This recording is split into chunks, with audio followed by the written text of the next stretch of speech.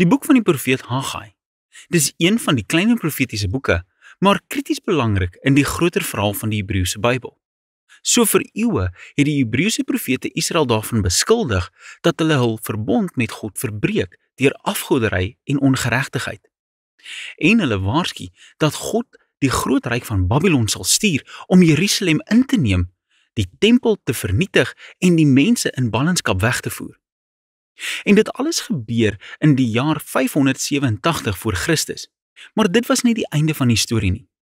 Die profete het ook geglo dat daar nog hoop was en dat God eendag 'n getransformeerde oorblyfsel van sy mense, Israel, sal terugbring om in Jerusalem te woon waar God se teenwoordigheid in hulle midde sal woon. Nou wanneer ons na Haggai blaai, is die jaar 520 voor Christus amper 70 jaar na die ballingskap.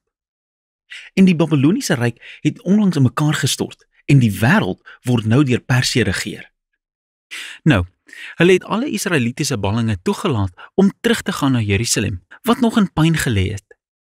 En so onder die leierskap van 'n hoëpriester wat Josia genoem is, en Serubabel, 'n afstammeling uit die nageslag van Dawid, het 'n groep ballinge teruggegaan en begin om die stad en hulle lewens te herbou. Onthou die verhaal van die boek van Esra, hoofstuk 1 tot 6? So daar is hoop en die toekoms lyk goed, maar nie eintlik nie, ten minste nie volgens Haggai nie. Die boek bestaan uit 4 gedeeltes wat Haggai se boodskap opsom, gegee aan die mense van Jerusalem deur die loop van 4 maande. Hy begin deur die mense te beskuldig van verkeerde prioriteite, en so ja, hulle het teruggegaan na Jerusalem, maar hulle spandeer al hulle tyd en hulpbronne om hulle eie deftige huise te herbou, terwyl die tempel steeds in pyn lê sedert dit vernietig is 70 jaar gelede. So Haggai vra, is julle eie huise werklik belangriker as julle trou aan God? Hierdie verwaarlosing, sê Haggai, is so goed soos die rebellie van hulle voorvaders, en dis hoekom die land nog onproduktief is, waarom hulle deur hongersnood en droogte getuister word. En hier haal Haggai aan uit die lys van verbondsvloeke in die boek van Deuteronomium. En Haggai se uitdagende woorde word gevolg deur 'n verhaal van die mense se reaksie. Onthou ook die verhaal van Esra, hoofstuk 5. Ons lees dat Serubabel, Josia en die oorblyfsel van mense aangespoor is deur Haggai se boodskap. Hulle het begin om die tempel te herbou. So in die volgende gedeelte volg Haggai 1 maand later op en hy spreek die probleem van die mense se verpletterde verwagtinge aan. So die tempel wat hulle herbou is eintlik nie baie indrukwekkend nie. Dis niks in vergelyking met die glorie van die tempel wat Salomo ongeveer 500 jaar vroeër gebou het nie. En daarom was die moraal baie laag om die projek te voltooi.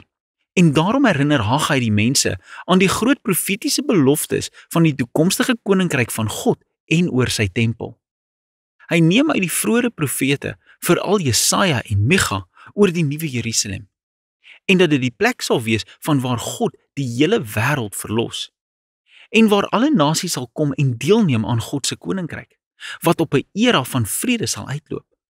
So die tempel speel 'n sleutelrol in God se planne vir die toekoms, en Haggai roep die mense op om hoopvol te werk ten spyte van teleurstellende omstandighede. In die 3de gedeelte volg Haggai 2 maande later op met 'n oproep tot verbondsgetrouheid. En hy betrek 'n paar priesters in 'n gesprek oor rituele reinheid. Onthou al die kernidees uit die boek van Levitikus? So hy sê, as iemand aan 'n dooie liggaam raak en ritueel onrein raak, of gemerk word deur die dood en dan aan kos raak, is daardie kos dan ook onrein? En die priesters wat die boek van Levitikus ken, sê, ja, dis onrein. En dan verander Haggai dit in 'n gelykenis. Hy sê, dis hoe dit is met die mense van Israel en hulle handewerk om die tempel te herbou. As die huidige geslag nie nederig word nie, as hulle hom nie bekeer van hulle ongeregtigheid en apatiese houding nie, dan sê Haggai, wat ook al hulle met hulle hande bou, insluitend hierdie nuwe tempel, ook onrein sal wees. Haggai se uitdaging is dat slegs deur ware bekering en verbondsgetrouheid sal hulle boupogings lei tot God wat sy koninkryk en seën bring. So tot 'n mate lê Israel se toekoms in hulle hande. God wag vir sy mense om getrou te wees. En so die keuse wat Haggai voor die ballingskapgenerasie stel, is baie soortgelyk aan die uitdaging wat Moses aan die wildernisgenerasie gegee het, voor hulle die land kon binnegaan. Hulle gehoorsaamheid sal lei tot seën en sukses, terwyl ongeloof tot ondergang sal lei.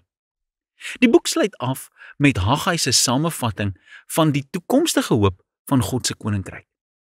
Hy gaan die nuwe Jerusalem die sentrum maak van sy roemryke internasionale koninkryk, en van daar af sal hy die boosheid onder die nasies konfronteer en oorwin.